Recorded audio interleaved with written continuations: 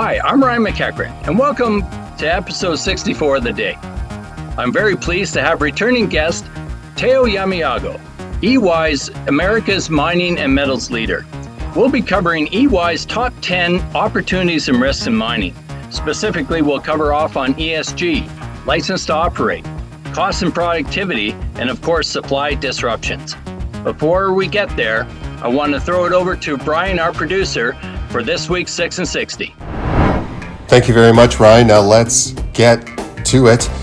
PDAC was back to pre-pandemic levels for its annual convention. Close to 24,000 attendees were in Toronto for the event, including 1,100 exhibitors. Artemis Gold has secured a BC Mines Act permit for the Blackwater Gold Mine project in central BC. The project will involve the extraction of gold and silver from an open pit mine.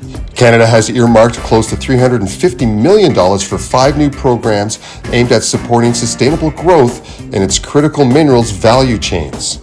Minister of Natural Resources Jonathan Wilkinson says Canada may adjust its tax policies to stay competitive in attracting energy transition investment in the wake of the U.S. Inflation Reduction Act. Global exploration budgets rose 16% last year, following a strong 34% rebound in 2021. And finally, Ryan, the U.S. Congress advanced an energy and mining reform package that would speed up permits for mining projects. There you have it. Now, here's Ryan and Theo Yameogo. Hi, Theo. Welcome back to The Dig. I'm really happy to be here again, Ryan. Thank you. Excellent. So, with PDAC front and center here, and you've popped out the top 10 opportunities and risks in mining, and I just want to cover off on those, knowing that I'm sure some of those themes are front and center at the event. First of all, no surprise that ESG, of course, is number one again in the list. And what I found not surprising was when you interviewed your respondents, about 78% had said community, the local community's impact was top one. What I did find interesting was number two, which was 76% respondents were it's all about water management. So Can you let's talk about that one before we go down the list on the top 10? Well, as you know, Ryan, the issue around water is big in mining. To process all this material, we need a lot of water. There's a lot of effort made by mining companies into actually recirculating the water, recycling the water, using less water. Lots of big programs by most mining companies around that. But water is still an issue because communities need access to water, and there's a competition for water for farming, competition for water for just normal life in most communities.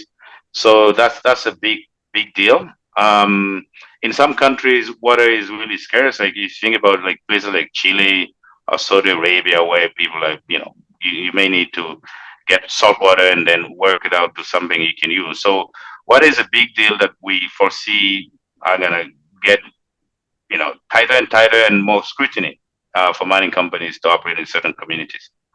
Right. So I guess it like that element of the transparency of ESG as a whole, water itself is going to be a key element, being able to show people it's being used responsibly.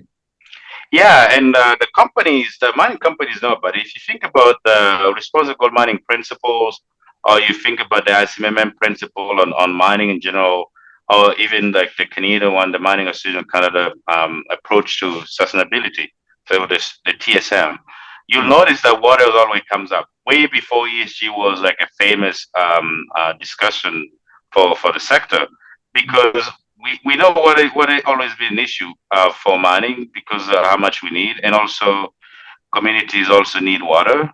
You can think about even like for up on pits or underground, you tap into aquifers, or you touching the aquifer, you have to pump it. So yeah, that's how we see it. So yes, the reporting is gonna get there, but all the principles that the association already came up by themselves with already talked about water, talked about poverty, talked about education. So it's not just ESG as in a simpler reporting process. It's also like the good principle of doing good with communities. Right, right. Makes sense. Makes sense. Well, looking at going through the top 10 here, seeing geopolitics become number one, no surprise there, especially with the war in Ukraine and other political regimes that we have seen change. The governments have changed in many mining areas as well.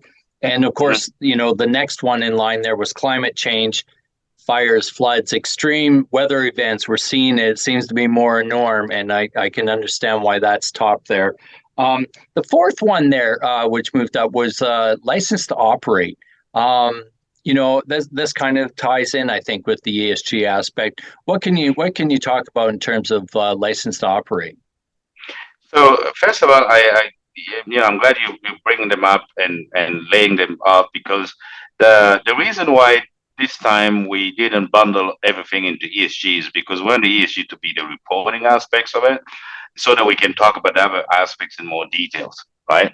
So if you think about license to operate, you can have good ESG practice, good reporting, but the community just doesn't want you to operate because either they don't want the mine at all, or they don't believe that you're the best partner for them, right? So, all there's other issues. Okay, so we've seen even in the Western world, think about Serbia with the lithium mine. That basically they said, no, we don't want lithium mine. Doesn't matter who you are, we just don't want it. Or what we've seen in Nunavut, where basically the community didn't want the doubling of the output or the throughput.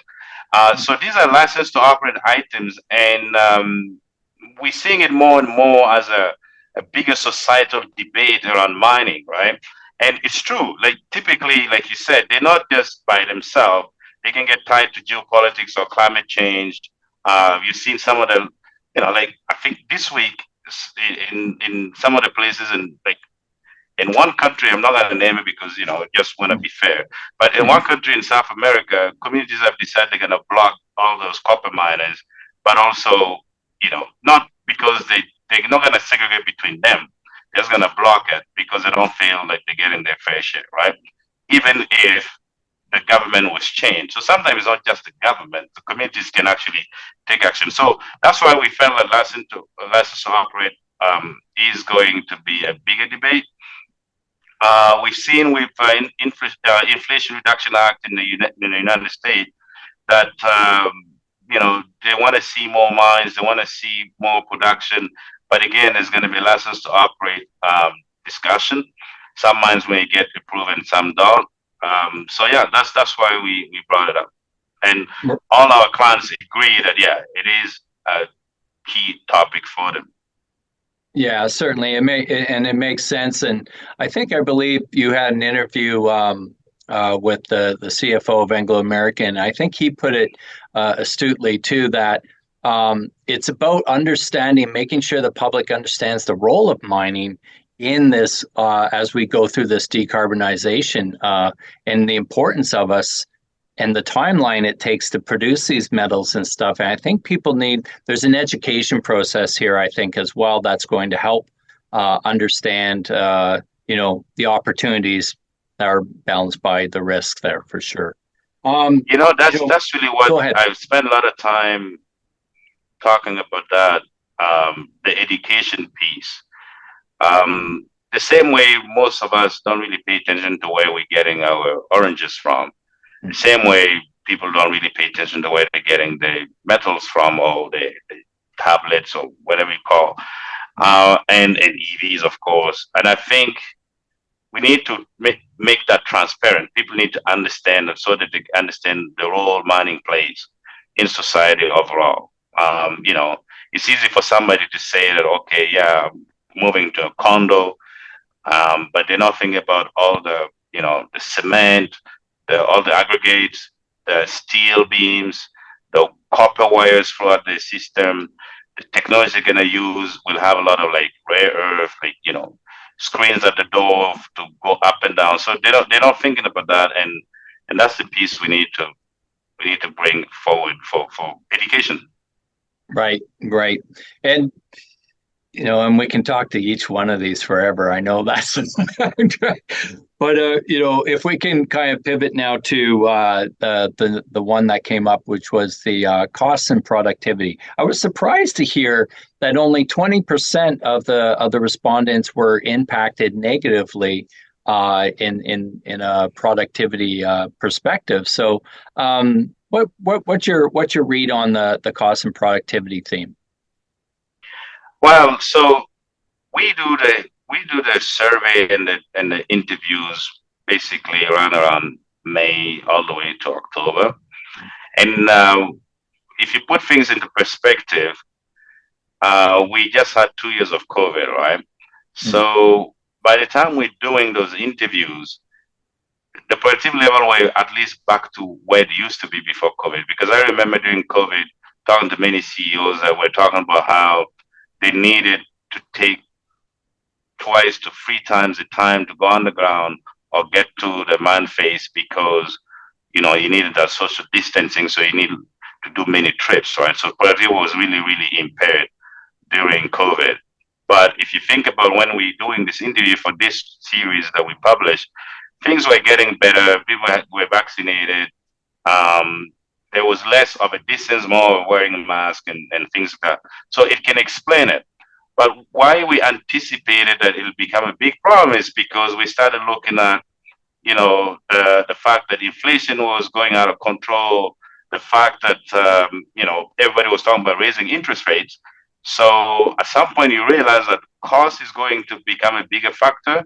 And if cost goes up faster than the output, well, then you start having your productivity, which is like back in 2015, right? Like that's is where we're sitting. And you can see in the final, like the annual reports of most of the mining companies, that inflation had a big, big impact on many things. Now, the war in Ukraine didn't help, right? Because the war in Ukraine made some things even cost more and harder to get.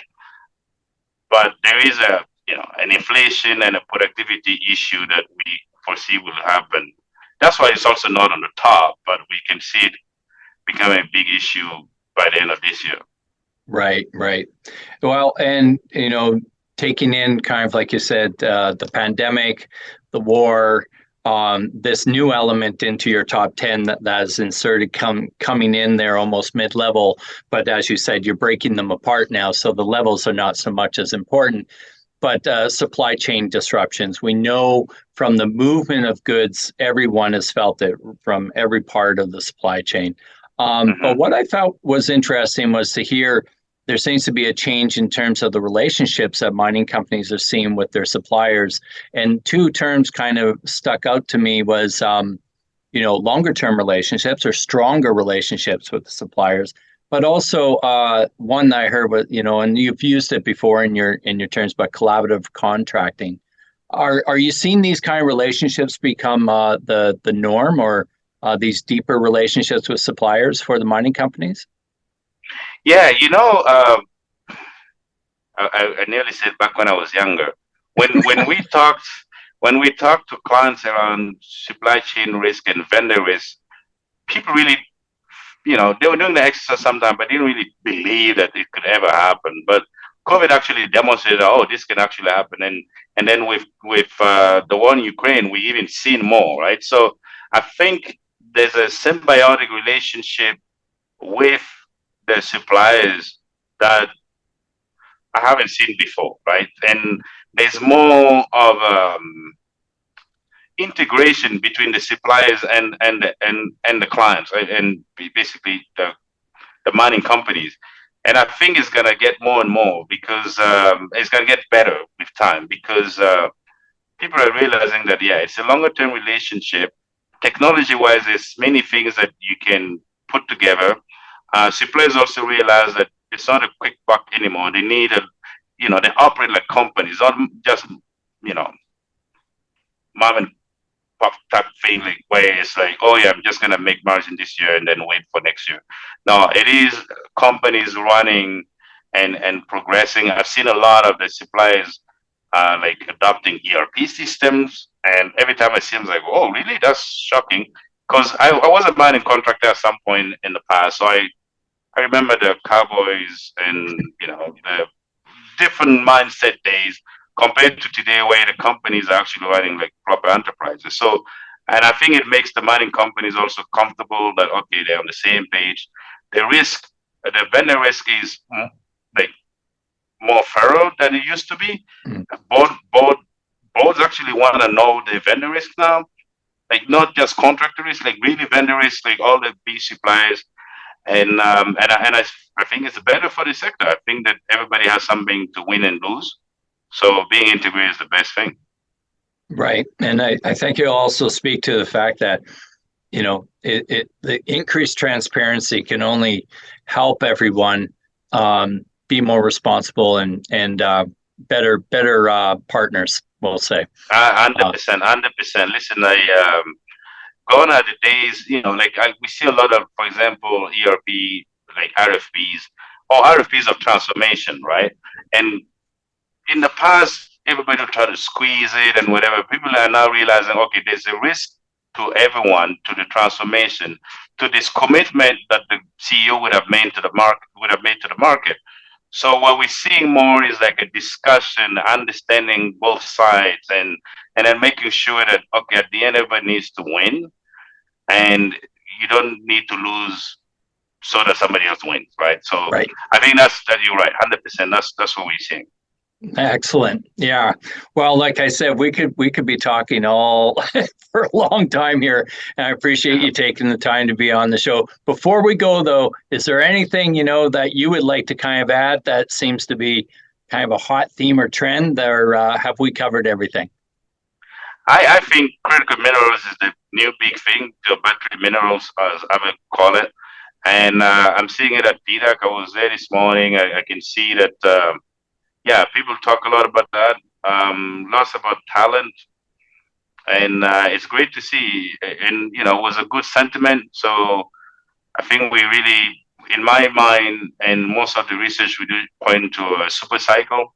Even if the economic indicators show that we may get in a recession, but recession may mean more spending by governments into boosting the economy, which means more minerals and metals. So which is still good for the mining sector. So these are all good stuff.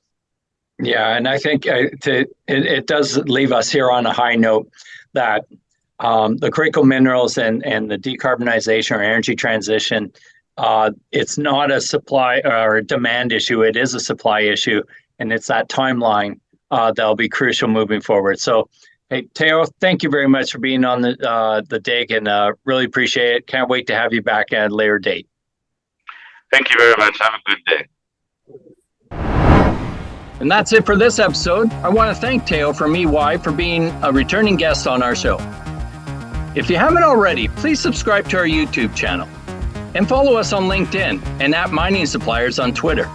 Until next time, I'm Ryan McEachern. Take care and stay safe.